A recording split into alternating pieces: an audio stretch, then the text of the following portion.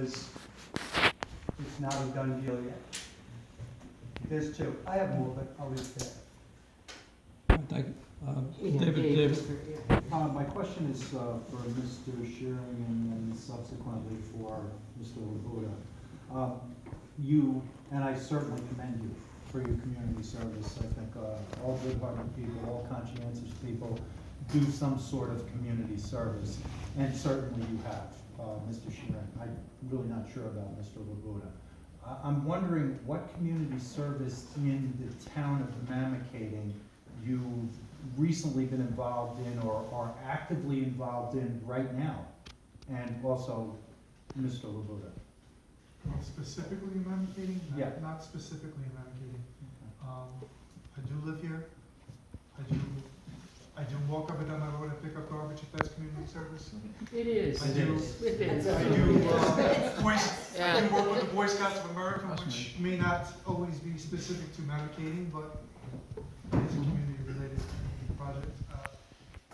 Not specific to a title of an organization, no, in that sense. Okay, thank you. Thank you. I know in the past, Mr. Labuda has been involved in Mamakating First Aid Squad. He also, when his son was younger, for several years was involved in Mamakating Little League. He's been a member of the American Legion, the Mamakating Lions. I'm not sure what else, to be honest, the Moose, I think, when they were around. So he has been involved in community service. Of late, I cannot answer that. Currently, I'm uncertain. I believe most of his demands are working towards this election right now. Okay. Thank you. Thank you very much. Paul. I have a question for all of you.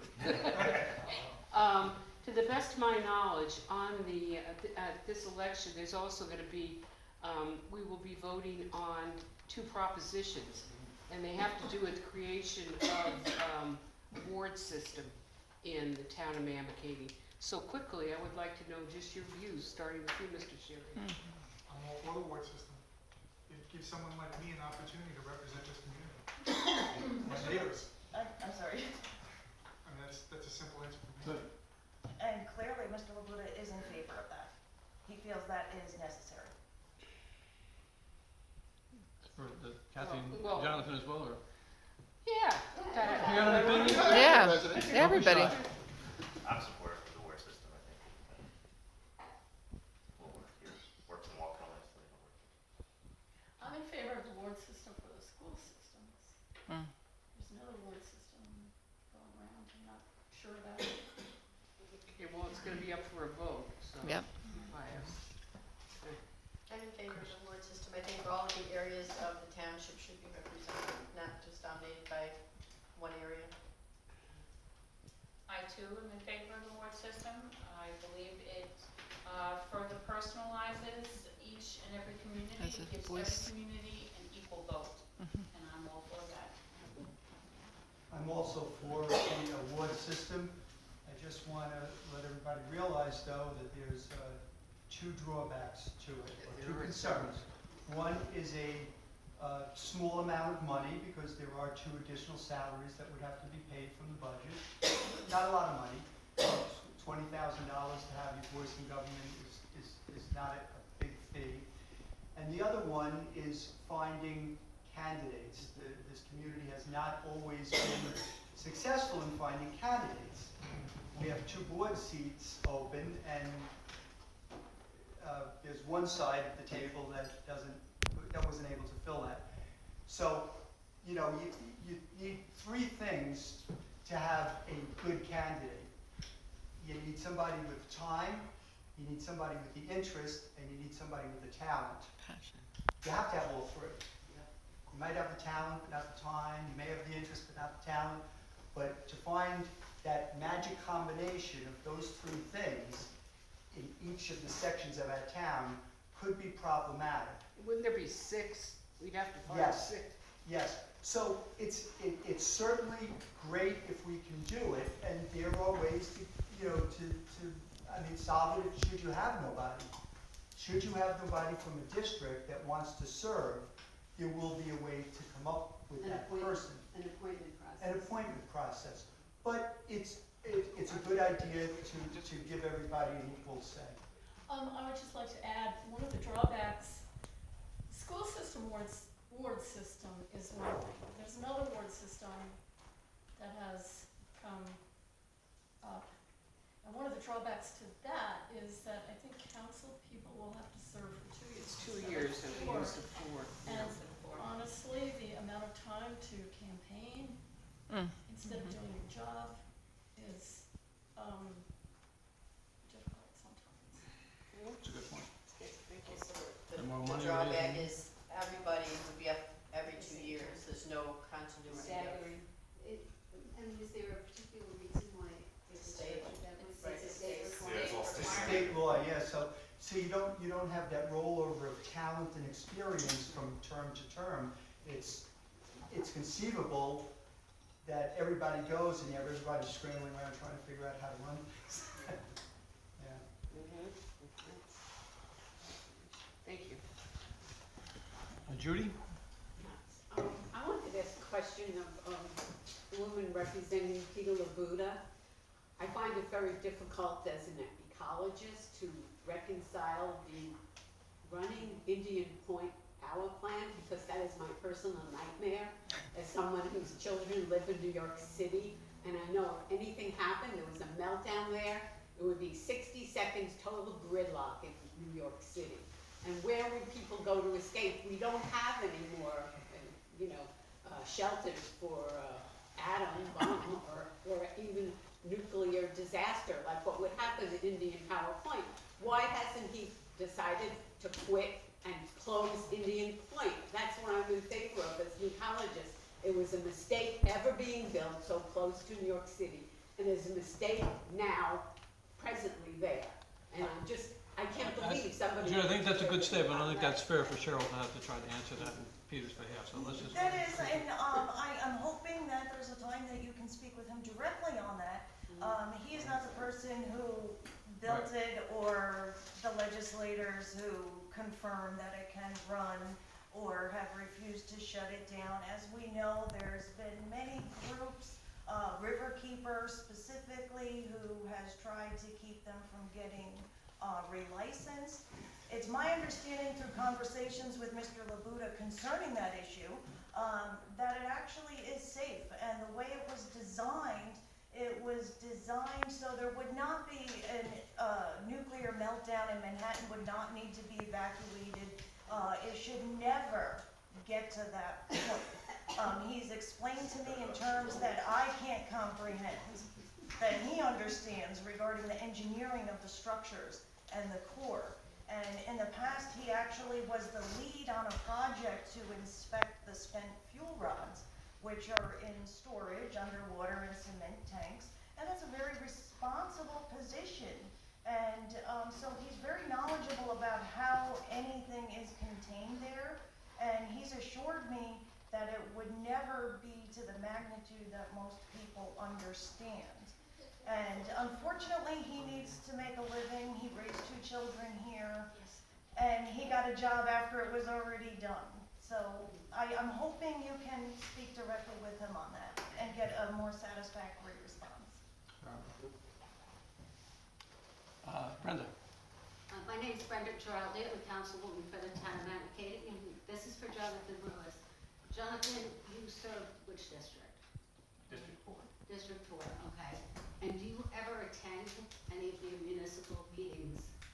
No, I generally don't, unless I'm asked to participate. It's been my policy, as with several of the other legislators, that we sit with, that if there's an issue in the town, we've been invited from time to time to come present on that. But as part of routine practice, the town government runs. I don't think it's necessarily about how town government runs, but you get a snapshot of what is going on in that specific area. And it would be helpful to have a county legislator, you're serving a specific district, that you attend these meetings so that you can see what's going on. And also, it's an open door for you to talk to people at those meetings. Gloria? Well, one thing that county board has learned is to use microphones. And you see a lot of, when you get to be my age, you realize you don't hear that well. And it would have been much better for me if you were using microphones today. I missed a lot of the questions. But I have a question for Mr. Ruiz about the county. You're contemplating, you're gonna need a new jail, you mentioned this. Are you considering the fact when you come to planning the new jail that you're going to not use fossil fuel in that new jail? There's a good example for the rest of the county if you start in planning your new jail with the not having to use oil or gas, but the new ways of doing things. That would be a wonderful example for the rest of the area. Yeah, so, there is definitely bid specs, in the bid specs that are being drawn up to bid out the HVAC and the heating system, both traditionally and, your geothermal and some of the other, items that are out there. When that comes back, we'll be able to analyze the difference in cost and effectiveness and so on and so forth. So it is definitely part of the overall project. Sullivan County signed on to the Climate Smart Action Plan. We have a very aggressive program when it comes to sustainable development. We're looking at replacing a lot of the units in the government center proper, and we've gone through, unfortunately, it's a lengthy process to try to replace those under, NYSERDA programs that are going to be energy efficient or use alternative They come fuels. forth with a new design. What an example that would be for the rest of us, for buildings and all kinds of construction that's going to hopefully go on in the area. Absolutely. Andy, Andy? Go ahead, yeah, okay. Jonathan, you knew you weren't coming here without a casino question, so here it goes. So about 10, 12 years ago, the Sullivan County Partnership for Economic Development hatched a plan for 5 casinos in Sullivan County. They thought that was a good idea, and a bunch of people out in this district met with you. Bill, you were involved in that meeting, Paula maybe? That was it. You were there, I believe my late wife Eileen was there. There were some pretty heavy hitters there. And I believe they all expressed to you that they were not in favor of casinos. They did not, and at that point, it seemed very likely that 2 casinos were destined for the town of Mamakating. One at the Shawanga Lodge and one at above the Catholic Church, I think, on Old 17th. And these people pleaded with you to please not proceed with that crazy plan. And correct me if I'm wrong, but you voted for that plan. Well, that's water under the bridge. Thank God that crashed and burned. And what happened though was we did get approval for 1 casino after the New York State voters voted for it, and there was a lengthy process, and 1 was allotted and allowed for Monticello. But my question to you is, why in God's name would Sullivan County, through, and correct me if I'm wrong, because I don't understand a lot of this tax break stuff with in lieu of taxes, and all I know is when I go to pay my taxes, Lou doesn't pay them, I pay them. And why in God's name would Sullivan County give this casino a tax break? The casino industry is the richest industry in the world. It's a pretty well-kept secret because it's a sucker's game and they don't want people to know. But why would we give them? They were coming here anyway. They fought like hell to get that approval. They were coming here. Why would we give them that? Let me ask you a question. That was great editorial. And Lou doesn't pay my taxes either. Unfortunately, I have to write that check as well. As far as, the casino and how the whole process has evolved, the casino tax tax breaks in general are issued via the Industrial Development Agency, not the county government. So just to make that clear, it's not a county, issued item. We don't But you vote on that. appoint that board. Absolutely. Okay. And I think, we have some fine members of the community that sit on that board. They're folks that have had deep business interests in our county. They employ thousands of county residents, collectively. But it's my understanding in talking with them that in order to, bring the entire financing package together with this group, that was an essential component. And when we looked and, when they looked and weighed the options, they felt that was a fair trade-off for what, the county is gonna get in return. So, I think it's a question more directed at them than myself, but. I know, but you make those appointments to that board. And I would stand behind the resumes of each and every one of those The individuals. resumes were one Fine, thing, but the outstanding decisions folks. were another. We're about to put on a member of the Carpenters Union at our next meeting, and I met the gentleman, and I think he's gonna be another great addition to that board, so. Let's hope so. Dave? My question is for Bill Herman. I'd like you to expand a little bit about what your vision for the next 2 years for Mamakating would be. And if you wouldn't mind, maybe talking about why you feel Christine Sayward and Janet Lago would be excellent additions to your board. Well, first let me talk about why they would be excellent additions to the board. 2 years ago, when I ran with Matt and Brenda, there was just, I would like to say that it was an intelligent, well thought out, matching of us, but it wasn't, it was magic, it was just magic. The three of us gelled because we had similar visions, similar ideas, and I've known both of these two ladies for a number of years now because of their involvement in the community and their dedication to the community, and their passion for the town of Mamakating. And we feel that they would be a nice addition to the family we've created here, because we see things and we're not going to be fighting to move forward the agenda that we started. So they saw the direction that we would like to go on. We've had some resistance because we have 2 board members that are not on board with that. And we would hope that the community is pleased with the things that we've done and the vision that we've set forth. They want to work along with us to move that forward.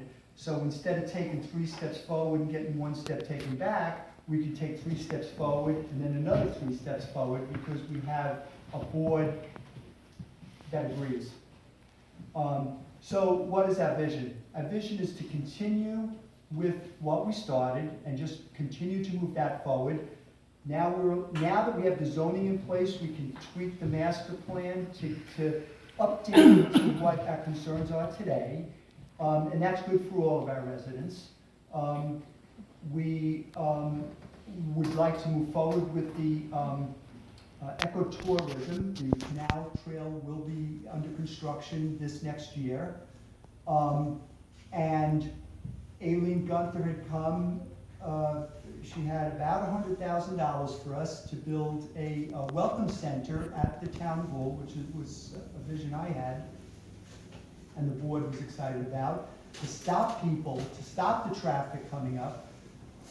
We are putting a farmer's market on Saturday and maybe Sunday in the parking lot at the town hall because it's relatively empty. And so you would have a traffic, you would have a welcome center, provision for the welcome center with screens being staffed. And we're probably still going to do that, but we don't have the support of Sullivan County to do that. They decided to put the Tourist Information Center in the middle of the county. So you bypass Mamakating and go up to Monticello, and that's where it's going to be, because I heard that the casino was funding some of it. I could kind of get the financial stuff, but what about us? What about, we would like to be able to promote the Basher Kill. Lex Heslin took the Homewack Lodge. He wants to make an ecotourism center. He has another wonderful idea, which he asked me not to, but it's something we would all be very happy with, that he wants to do in town here. But, you know, we want to stop them on Route 209, and we want to go that way to the Bashakil, you go that way to whatever he's gonna call this beautiful earth thing, and that's solar, going to be solar generated. I have Friday, a commercial solar developer coming to the town to talk about solar energy at the town hall. Our electric bill last year was about $83,000, so we'd like to cut that. And we have a bundling package with an energy company, Mega, get the name of it. We have just negotiated with them where residents, hopefully, if we can get everything signed, we will be able to allow residents to sign on with this company and get our reduced rates, our bulk rates that we've negotiated. So you would be able to sign up with this bundler and maybe If you get just that. for management of time, I'm sorry. if you just close, Okay, well, stop going. We got a lot of stuff to do. I just want to get, if there's more questions, I just want to get more variety of questions. Well, I'll piggyback. No, you've already asked enough. I guess this is a question for Jonathan and Kathy. What has the county legislature done, or what can it do to ensure adequate cell phone and internet service in rural areas that are underserved by these carriers? Are you doing anything to ensure that? In our instance, we were denied service by Verizon because A, we were too far from the switching station. Time Warner told us that in order to get Time Warner service, we would have to be responsible for the infrastructure to the tune of $10,000 to wire to our house. What is the county doing in order to ensure, just like the rural electrification programs that were in the 30s and the 40s, what is the county doing to ensure that these essential services are provided to taxpayers? So, we underwent through a grant the ability to study the whole, where the broadband and access to internet service is countywide. We've done a lot with getting that study completed, identifying the areas where it was weak. We're applying for some more grants to try to implement some of those. I know one of the ones that they're currently working with is down this way with Frontier to extend the lines. It really becomes the ability to tie the grant together with some money the company is required to put aside to do these things, and then to start running the lines. It's an issue that we know, I mean, it's vital to home-based businesses. We had one up in Neversink that was, wanted to expand, and they were limited because they didn't have access to download plans and such. So we were able to work with them and Time Warner, that one on a case-by-case, but it is definitely a top priority and something that we're working through the process to get it funded. Well, case by case isn't good enough. No, it's definitely something that. So what carrot and stick do you have to give to these companies who are out of the county by millions and millions and millions of dollars? Unfortunately, it's just advocating and working with the state to keep pressure on them. They do have certain funds they have to set aside to extend lines in rural areas, but I know the state legislature is looking at it as well, if they've made it a priority. I know Aileen and John have, and Aileen Gunther have identified and held broadband and forums and such. So it's getting attention, and it's just a question of connecting the dots. Yeah, well, ultimately it'll be a county issue, not a state issue. Counties are responsible. I know what the town of Mamakating has done off of Route 209. There's land that's been rented to Verizon, I believe, for cell towers to remedy some of this. Well, currently there's no cell phone service right where we are right now. Right where we stand. Yes, I asked you to try and use your cell phone and see if you get a signal. Okay, Bob? Brenda? Jonathan, this question is for you too, following up on the last question. Dick Martinkovich, you guys have been working on this a long time to provide cell service so that each of the fire districts are able to communicate, that there's communications between each other, so forth and so on. It's been going on for over 5 years, and I know Dick ran into some problems with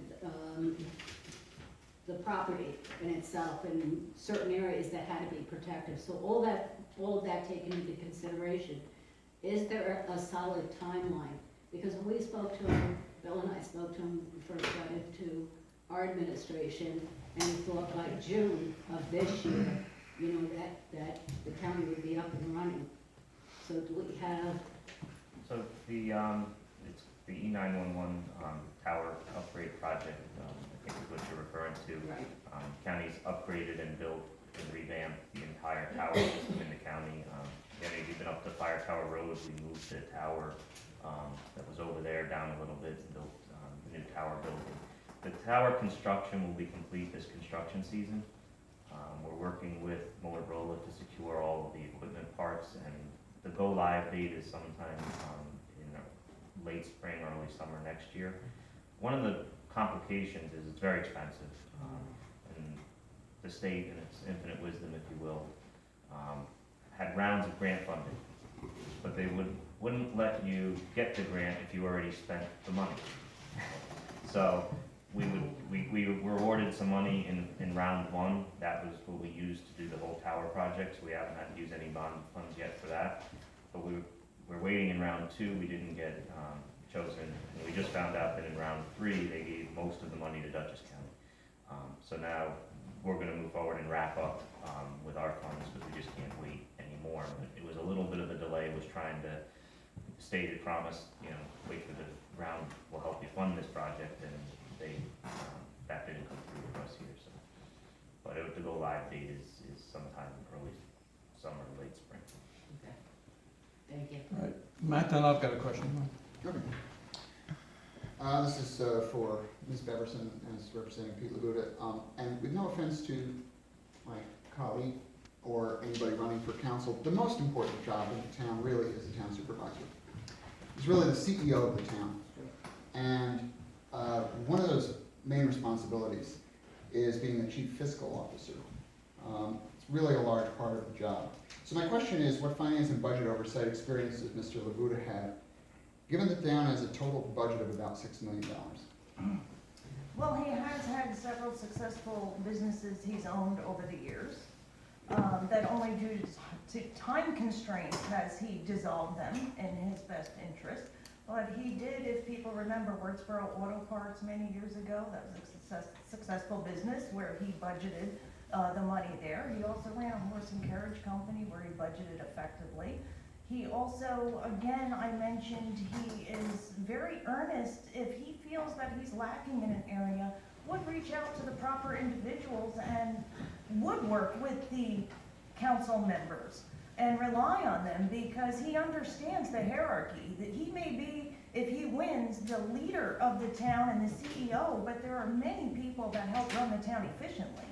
And that's one thing he would not do, is shut out anybody from helping and everybody working in tandem to do what's best for Mamakating.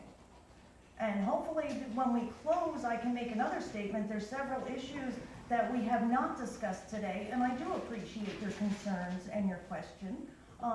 You would still be on the board if he won, and he would rely on your experience, and you've been there. And he would seek that from everybody in the community. He would have an open door policy. Come to me. Come to me with your concerns. Come to me with your ideas. It takes a town to work together to run a town efficiently, and he has been known to be fiscally responsible. He's run successful businesses. Maybe not to the tune of the millions that you've mentioned, but he does have other ideas that would help everybody in Mamakating. I hope I can touch on his behalf. Thank you. Here's my question. It's been discussed in the course of this meeting that the town went through a number of zoning change proposals this last year. There have been many years in the development, and to the extent that either of you are familiar with those zoning changes, if you could comment on how you feel about the zoning changes, would you support them? To the extent you know enough about them, would you have supported them, the ones that were made, and the ones that weren't the majority? That would be very helpful in having your voters understand where you might stand in the town. So Would you like either one of me you to to start? take that. That's up to you. Maybe so. I did speak with Mr. Labuda concerning the recent enactment of certain zoning, specifically the 10-acre zoning.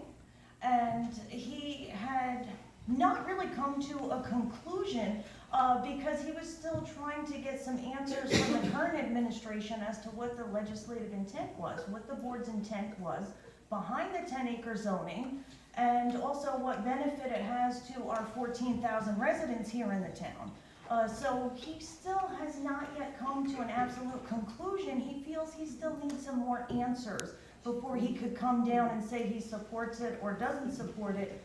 He felt that he was not certain about the intent behind the zoning. Was that just that one zoning element, or? That's one particular one that I know I had mentioned, and that's the response I got, that there were still a lot of questions he would like answered in order to have a knowledgeable debate or position on it. So that's on all the zoning changes combined? I didn't cover any Okay. other ones other than the 10-acre zoning, so again, I hope that there will be a point in the future that anybody can speak directly with him concerning those. All right, thanks. Rob? Regarding zoning, I'm not an expert on zoning.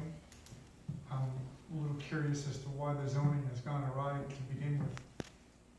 That being said, I'm glad that we've pulled it back and we're going to enforce the zoning laws as they're written, as they should be. Whether or not the zoning is fair, I don't have personal expertise on that matter. I would say that in certain areas that maybe the zoning could be expanded a little bit. I see that the zoning, say for Summitville, is reduced to 1,500 radius feet of the center of an area. I'm just a little concerned about some of the areas. I think that we could maybe expand the zoning a little bit to allow for some commercial growth or for some business growth. Maybe tap into some of the people driving up 17 to go to the casinos. But again, I'm not on the inside, I don't have that information, so I'm for it and against it. It's a hard answer. I like it because I want to see it enacted fairly. I want to see zoning effectively. Everybody follow the same rule. It's enforced fairly across the board. It should have never been allowed to get way out of control. But at the same time, I think that it's gotten a little too restrictive. Okay. Bill, I'd like to ask you a question. All of the information pertaining to the zoning as it exists today, does the town have that posted on the website? Sure Is it that is. available? Sure it is. You know, if I know we're not supposed to go back and forth, but, you know, your question, you know,